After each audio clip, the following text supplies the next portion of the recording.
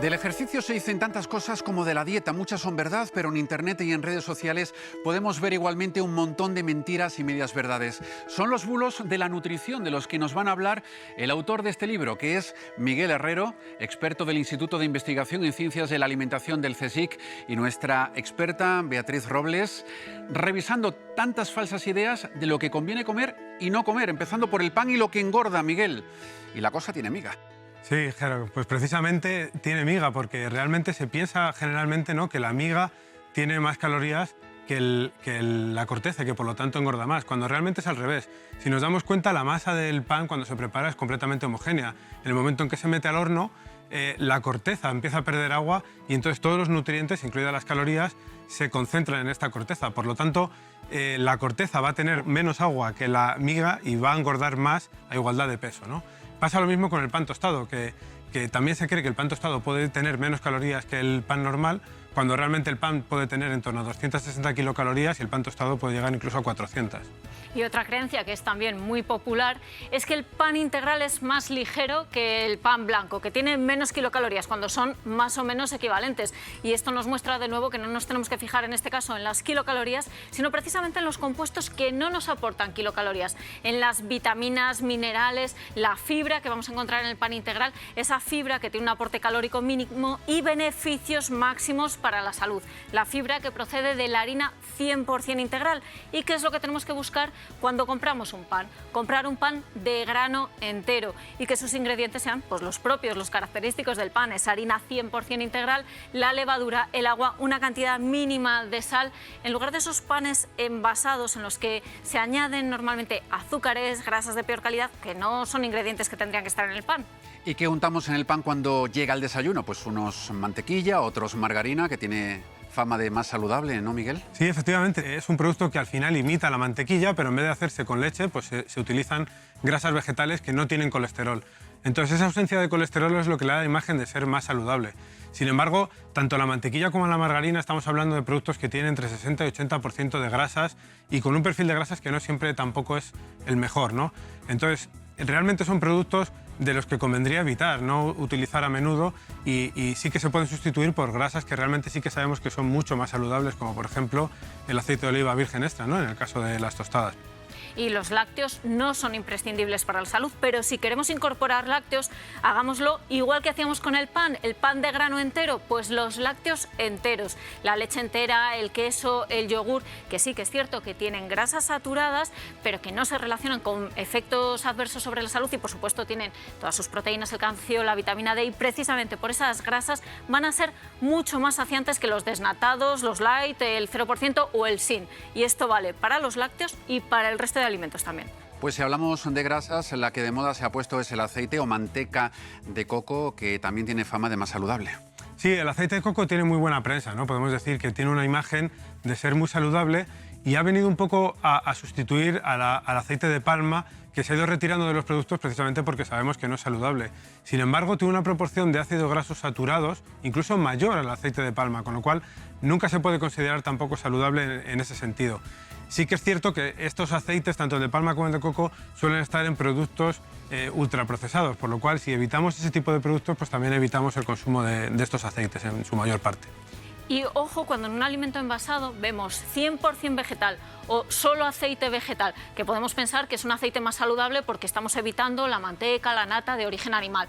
Tenemos que darle la vuelta, ir a la lista de ingredientes y ver cuáles son esos aceites vegetales, porque nos podemos encontrar con que son aceites saludables como el aceite de oliva, de colza o de girasol, o aceites que son menos saludables, que pueden ser insanos, como el aceite de coco, de palma o de palmiste, todos ellos muy utilizados en la industria alimentaria, especialmente en esos alimentos ultraprocesados que comentaba Miguel, en bollería, en cremas para untar. Al final, el problema es el alimento en su conjunto. Importa la grasa y desde luego importa la fecha de consumo. Pero ¿qué hacemos si se pasa la fecha como ocurre con el yogur? ¿Nos lo comemos, Beatriz, Miguel, o lo tiramos a la basura? Bueno, pues el yogur es efectivamente el típico producto que se pone como ejemplo para el caso de las fechas de consumo preferente, ¿no?, que indican que el producto puede estar en sus mejores condiciones para tomarlo, pero sin que supongan un problema para la salud si se superan. El yogur, por ejemplo, que es un producto que se hace con bacterias vivas y que se da de consumir con esas bacterias vivas, La fecha de consumo preferente nos marca la fecha a partir de la cual puede que no estén todas vivas o que el yogur no esté tan bueno como estaba antes, pero sin que sea un problema para la salud. Entonces podemos consumirlo, pero siempre aplicando un poco de sentido común, ¿no? Claro. No es lo mismo un yogur que está recién pasada la fecha de hace 2 días o un yogur que ha estado almacenado 3 meses en la nevera porque se nos había olvidado, o un yogur que está correctamente refrigerado o otro que se ha quedado fuera de la nevera, ¿no? Y ha pasado un cierto tiempo a temperatura ambiente, porque ahí puede haber sufrido una serie de modificaciones que lo puedan hacer peligroso, digamos. Y esto es aplicable a todos los alimentos que necesitan frío. Si hemos garantizado esas condiciones de refrigeración, es seguro, lo podemos comer. Si no las podemos garantizar, es mejor desecharlo.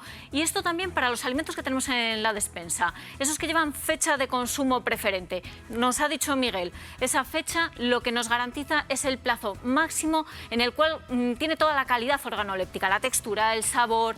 Es la típica fecha que se pone en bollería, en dulces, también en conservas. Sin embargo, si encontramos fecha de caducidad, estamos en otro supuesto. Aquí ya no nos funciona eso de poder comerlo posteriormente, porque la fecha de caducidad lo que nos marca es la seguridad del alimento.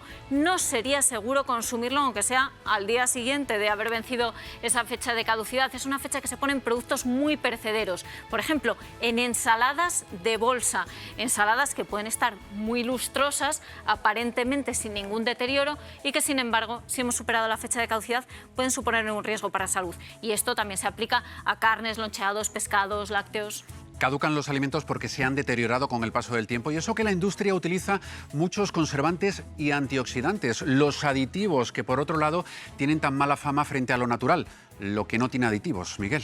Yo distinguiría 2 grupos de aditivos. Uno son los conservantes, que se utilizan para preservar los alimentos, ¿no? Y para que duren más tiempo, y que les puede haber tanto naturales como sintéticos. Los naturales, por ejemplo, la sal y el azúcar se vienen utilizando siglos. El otro grupo de aditivos estaría más encaminado a cambiar las propiedades de los alimentos desde el punto de vista sensorial, ¿no? Como colorantes, aromatizantes, espesantes. En cualquiera de los 2 casos podemos estar hablando de un consumo seguro, porque al final están regulados tanto cuáles se pueden utilizar como las cantidades en las que se pueden utilizar y en qué alimentos. Y por lo tanto hay muchos estudios científicos detrás que respaldan ese uso seguro, porque además los límites de seguridad que se establecen se bajan hasta 100 veces más para estar aún más tranquilos y tener una confianza mayor de que no va a haber ningún consumidor que va a poder tener un efecto tóxico, digamos, por esa presencia de aditivos. Claro, lo importante con lo que nos tenemos que quedar, lo primero, es que los alimentos ultraprocesados suelen utilizar ese tipo de aditivos que podemos llamar hedónicos, aromas, colorantes, endulzantes. Son esos aditivos que cambian las propiedades del alimento, no sirven para mantener las propiedades, sino para modificarlas. Lo segundo, que generalmente el problema es la naturaleza del alimento. ¿Dónde se están usando estos aditivos? En bollería, snacks, platos precocinados, en productos dulces, es decir, en alimentos que por su propia naturaleza, por su categoría, no son alimentos saludables. Conocemos los aditivos que se utilizan en bollería y en dulces, esos aromas, esos endulzantes, en snacks, pero es que además de esos aditivos, el conjunto de sus ingredientes, la sal, las grasas perfectamente combinadas, hace que sea tan irresistible como insano. Ese es el problema de estos alimentos, el alimento en su conjunto y no tanto los aditivos, esos números C que tanto nos asustan. Lo dice la ciencia y por eso lo contamos aquí en Saber Vivir. Gracias, Miguel y Beatriz. Gracias, Jero.